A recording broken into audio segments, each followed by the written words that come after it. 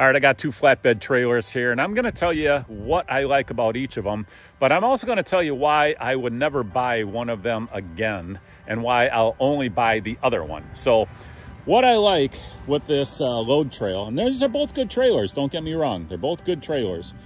But what I like about this one is I like this extra metal rail here. You see how the rub rail goes all the way out to the end of the tire? And what's so great about that is, what you can't see on the other side is I had caught the edge here on a wall. Had I had this rub rail on here, it would have made contact and I would have saved my fender. Now, it's only just a little dent. I was only going about a mile an hour when I hit it, but it was still a mistake that would have been prevented had I had this extra space here. Now, the other nice thing, again, about this side space is that you have more deck space on the trailer. I mean, so it's a great thing, okay? This one has the crank, you know, you crank it up. It's got a pin here where you just pull the pin and that's spring loaded, so that saves you some cranking time. Spare tire on the front, and overall it's a great trailer. It's got the ramps on back. And these, you know, a lot of people don't like them because they rattle. These actually don't rattle at all, okay? You just pull the pin, drop them down, and they're very heavy duty. Now, this one is a tilt bed trailer, okay? So the whole bed tilts, and I'll tell you in advance, this is the only trailer I'll ever buy again. And there's a couple reasons why. One, those ramps. One thing you don't notice until you actually own it is that these ramps only go together so far. So if you look at this is as close as they're ever going to get. Well, if you're moving mini skids or small compact excavators, the ramps don't come close enough together to actually use them. So the ramp isn't wide enough on its own, and you can't get the two of them close enough together for a mini skid or a compact 1.5 ton excavator. Of course, when you have a ramp, a tilt bed, doesn't matter. I mean, you don't have any ramps, so everything can go on this trailer, wide to narrow.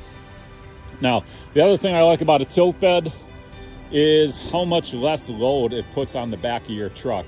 When you are loading a excavator or a skid steer, something heavy, when you put it on a ramp, it's pushing down on the back of the trailer quite a bit, and it's actually lifting up with a lot of force on the back of your truck. Now, these trucks are made to handle it, but still, the less you abuse your vehicle, the better. So I like that. Now, the second thing, and this is something I didn't realize I was going to like so much about this trailer, but here it has a hydraulic jack. And I thought, okay, yeah, this thing, you know, it does have the pin and it does save you some cranking. But when you've got a piece of equipment on here, that's one thing. But just in general, you know, you still have to crank these a lot. You see here, this is where it has to come to. So even with this pin being pulled, I still had to crank it a lot to get it off the vehicle. With this thing, what I love is that it's very fast, okay? When I'm moving trailers around, and I do that a lot, I can attach and detach this trailer super quick because of this hydraulic jack. All I have to do, pull this out, bring her down. I don't have to bend over, pull pins, do anything. Okay, it's on, boom, done. When I want to get it off, just reverse the process. Watch how fast it comes off. This comes down. And now we'll get this off the vehicle. And it's done. I mean, if I were cranking that, that'd take a while. All right, so I'm gonna drop this on because I'm actually gonna use it. Now this is something else that, you know, it's kind of a weird thing and not something I anticipated. But this thing here, I don't know what this coupler is, but man, this thing, that's it. I mean, on all the other trailers, sometimes that ball gets in the way and, you know, you got to move the vehicle back and forth, but this thing, never. Just bam, done.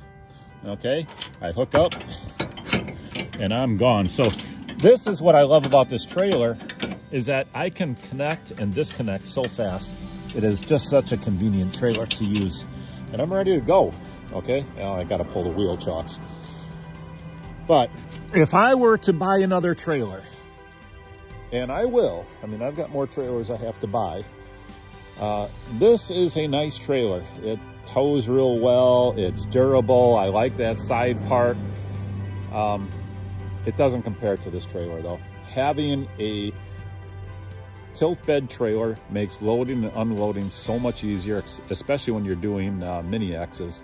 Skid steer, pretty easy, but I don't know, something about the mini X's, they're just more difficult. They're just more difficult to load. I like it so much better. I don't have that tipping motion. I don't have to worry about whether I have my ramps in the right place. I just stand on the back of this thing and it goes down. I don't have to lift those ramps up, and you know, they're heavy. It's not bad once or twice, but man, when you're doing it all day and you're moving stuff around, those ramps do get heavy, lifting them up, putting them down, lifting them up, putting them down. So here, all I do is I pull this lever here, I get on the back, I stand on it, and the whole thing just lowers.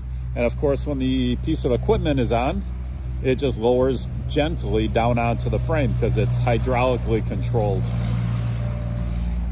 I'll also mention that a lot of this stuff is more heavy duty. I mean, if you just look at the frame rails on that load trail versus this one, these are two different class of trailers. So you'd expect the frame rails to be heavier. But then when you start getting into these things like these D-rings, really heavy duty in this Maxx D. Okay, these things, beefy. The emergency chains, beefy. Everything on this trailer is just better. And I really can't go back. I mean, once you get one of these Maxx Ds with the hydraulic tongue, the tilt bed, you're pretty much stuck. They are more expensive. Again, this trailer was double the price of that load trail. They're two different leagues of trailers. But having a tilt bed, having the hydraulic tongue, the amount of time savings I get and the effort savings I get, there is no way I can ever go back to any other trailer but a, well, basically a Maxx D with a hydraulic tongue. And that's it. I just have to pay the price now because I can't go back. So if you're in the market for a good flatbed trailer, I like the load trail. It's a good unit.